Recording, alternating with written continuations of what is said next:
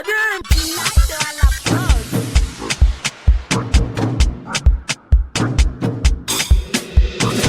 N'a pas foutu mon calotte, monsieur.